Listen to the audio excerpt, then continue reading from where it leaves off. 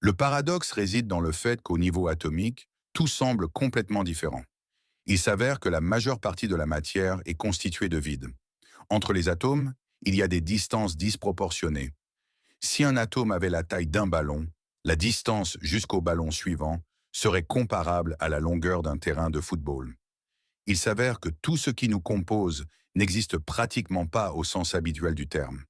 Mais si les atomes sont vraiment vides, pourquoi ressentons-nous de la solidité lorsque nous touchons des objets? Pourquoi les briques soutiennent-elles les murs et les os le corps?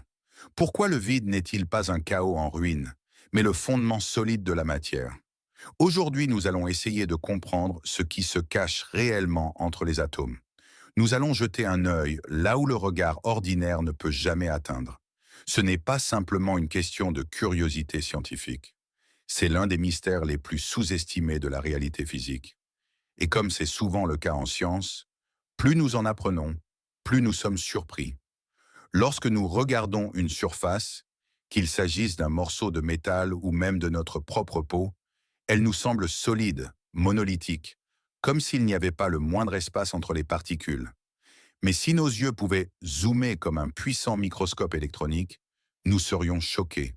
Le monde matériel s'avérerait aussi troué qu'un tamis.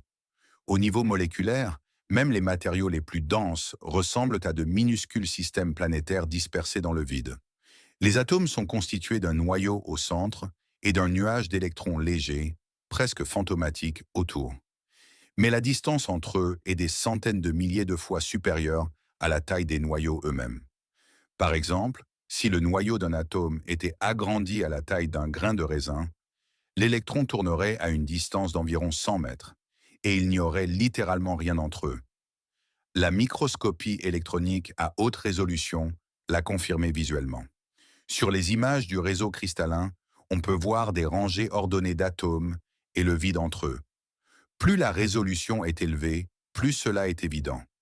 La dureté ne vient pas de la densité, mais de l'interaction.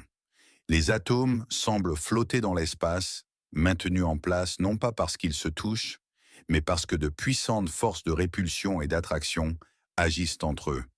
Il s'agit d'une illusion visuelle et tactile. Nous avons l'impression que les matériaux sont denses, parce que les atomes empêchent les autres atomes de passer à travers eux. Mais en réalité, il s'agit simplement d'une illusion de continuité, causée par le fait que les forces électromagnétiques entre les atomes empêchent leur rapprochement à des distances trop courtes. Lorsque vous touchez un mur, vos atomes ne touchent en réalité jamais ces atomes. Il commencera simplement à se repousser avant même cela.